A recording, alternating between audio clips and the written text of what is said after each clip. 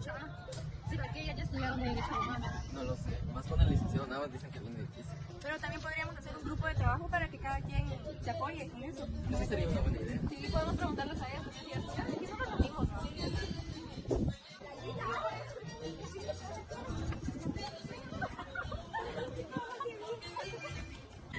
Hola muchachas, ¿cómo están? ¿Ya estudiaron? Fíjense que yo estaba pensando en hacer un grupo de trabajo para poder apoyarnos con el estudio. Sí, estoy de acuerdo, porque fíjate que me he dado cuenta que cuando hablamos de derecho romano, muchas veces pensamos en emperadores y soldados. Pero antes del imperio, Roma por muchos siglos fue una república donde el poder se entregaba a varias personas, las cuales eran llamadas magistraturas. Esas magistraturas se encargaban de cubrir todas las necesidades del pueblo y gobernar. Otra de las cosas que debemos estudiar bastante son las características de las magistraturas. Primeramente tenemos la colegiabilidad, que es cuando dos magistrados o más ejercían el mismo cargo. Esto para que no solo una persona tomara las decisiones de esto. Otra cosa que es bastante importante resaltar era la anualidad de esto, ya que los magistrados no ejercían su cargo por varios años, sino que solo durante un año. Y otra cosa derivada de esto es la gratuidad. Los magistrados no cobraban por ejercer su cargo, todo lo hacían gracias a la ciencia política. Y de esto sale el cursus honorum. Y ustedes se estarán preguntando qué es eso, porque creo que ni siquiera hemos leído el libro. Entonces, el cursus honorum es prácticamente la ciencia política. Otro dato importante de todo esto es que para ser cónsul, primero teníamos que ser ediles o cuestores. Sí, yo también leí eso. Hay muchos que llegaron a la parte donde dice de las clases sociales. Dice que las clases sociales en los primeros siglos estuvieron a manos exclusivas de los patricios. Dice que los patricios también eran de las familias aristócratas de Roma. Asimismo también estaban los plebeyos. Los plebeyos, pues ellos no formaban parte de una clase social alta. En este caso también les quería hablar sobre un tema muy importante, los cónsules. Los cónsules eran los magistrados supremos de la época. Se elegían 2 cada año y se dividía el poder en los 2 para gobernar Roma.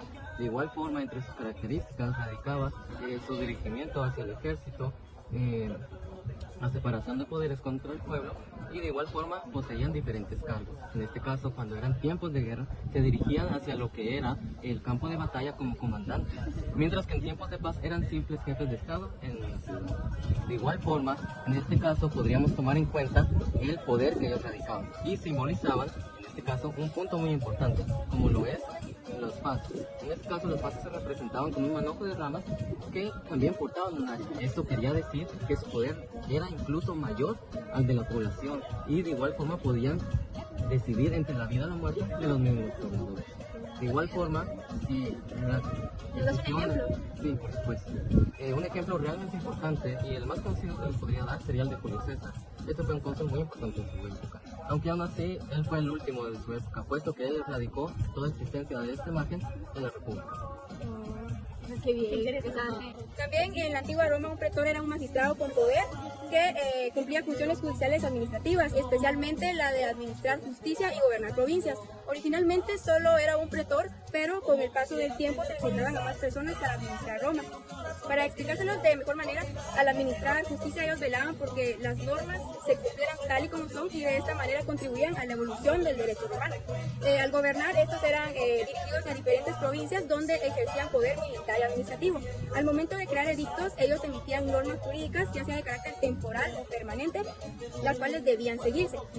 También el cargo de pretor fue cambiando a lo largo de la historia. Por ejemplo, en el 366 a.C. Se conoce el cargo tal y como ahora está establecido, que eran las personas que se encargaban de administrar justicia.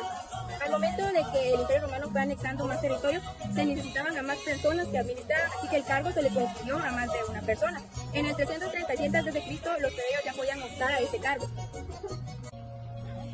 Yo en la tarde estaba leyendo sobre los cuestores y ediles. Los cuestores eran los encargados de la economía, ya que administraban los fondos públicos, supervisaban el oro y gestionaban el dinero en campañas militares. Este era el primer cargo en el cursus honorum.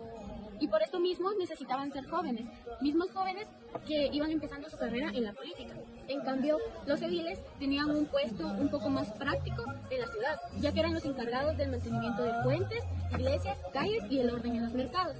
Ellos mismos organizaban actividades públicas como festivales religiosos, carreras, juegos o actividades entre familia, mismos que salían de su bolsillo para generar confianza en los ciudadanos. Ajá, exactamente. Y esto era como una inversión, se podría decir, ya que generaba mucha campaña o mucho beneficio hacia ellos, lo mismo que a la vez generaba confianza para que el pueblo los apoyara. Aunque también vi que los tribunos de la plebe eran el puesto más importante en la sociedad. ¿Saben por qué? Porque ellos surgieron a base de la lucha en contra de la sociedad, porque ellos, los patricios, solían aprovecharse mucho de la plebe. Entonces lo que ellos hicieron fue que un conjunto de plebes hicieron los tribunos para que no se hiciera el abuso de los patricios a la plebe, debido a que ellos eran los que los esclavizaban. Entonces los tribunos de la plebe lo que hicieron fue que darles derechos a la plebe, pero sin embargo no quiere decir que iban a dejar de ser esclavos, sino que iban a ser ya personas con derechos como es que corresponde. Aparte, los tribunos lo que pueden hacer es que pueden revocar las leyes de los magistrados, de los comicios e incluso de los senados.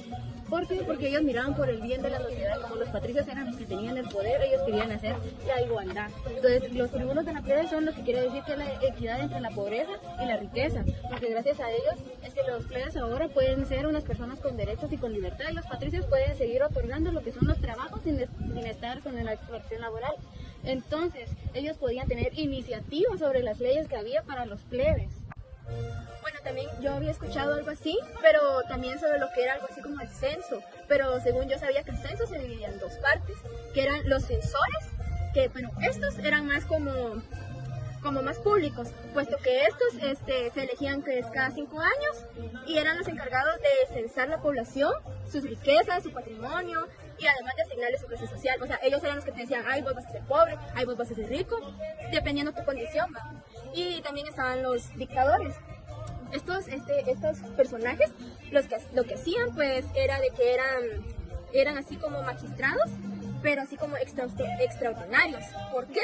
Porque estos eran elegidos en momentos de crisis, de guerra, de revolución, así como dicen, ay, si hubo un problema aquí, pues la cosa es que lo ponen y dicen, ay, este va a ser el que va a mandar ahorita. Pero tenían un poder ilimitado durante 6 meses nada más, porque de ahí lo quitaron, lo mandaban por allá. Y entonces, después de eso, también un ejemplo más general que les puedo decir es que se llamaba Licinio Quincio. Lo que hizo fue que fue elegido después de una guerra, pero renunció voluntariamente. ¿Por qué? Porque ahí demostró la humildad y el servicio público hacia el pueblo. Yo no sé si ustedes sabían, pero en el libro también menciona un poco de los poderes de los magistrados. Hay dos que fueron los más interesantes, que es el potestas y el imperio. Los dos tienen diferencias súper marcadas, y es que el primero solo tenía a su cargo algunas tareas en donde se tenía que hacer firmas de documentos, se convocaba al pueblo para algunas reuniones y también organizaban eventos. Ahora el imperio era distinto porque era el poder del ejército y los poderes judiciales. Pero lo interesante de es que solo algunos magistrados lo tenían, los cónsules, los pretores y los dictadores. Y también que el imperio tenía algo que es bien interesante, y es que ellos solo comandaban el ejército y también se dedicaban a castigar los delitos graves. Pero no crean que por eso solo en Roma había solo poderes y solo se trataba de eso, no, habían límites, que fue lo que a mí me gustó. Y de hecho uno de ellos era que los magistrados podían recibir vetos, podían ser del mismo tipo de ellos o inferiores, y los ciudadanos también podían apelar en la asamblea si a ellos no les convenía algo o no les parecía. Y todas estas cosas a mí me gustan porque ayudaban a evitar las tiranías. Y esto también nos demostraba que tanto en la antigüedad como ahora el poder sí tenía mucha importancia. Se dieron cuenta de que las magistraturas en Roma eran un sistema bien complejo, pero así como era de complejo, estaba bien estructurado, porque gracias a ese sistema pudieron sobrevivir sin un rey durante un montón de siglos, y aún así fueron una de las potencias de aquellos tiempos, ¿verdad? Entonces, igual había desigualdades, ¿verdad? Como en todas las sociedades de ahorita, pero ellos tenían sistemas que les permitían regularlas, como la participación ciudadana, la representación, y cosas que los hacían equilibrarse. Igual, un montón de las ideas de la política actual vienen de Roma. Podemos, por ejemplo, ejemplificar con la separación de los poderes del Estado, los vetos, con la representación de nuestros representantes públicos. Entonces, cuando hablamos de Roma, no solo lo hacemos para sentar un precedente de su historia, sino también para saber cómo dirigir una sociedad equilibrada y justa. Gracias por acompañarnos en este viaje sobre las magistraturas romanas al corazón de la política de Roma.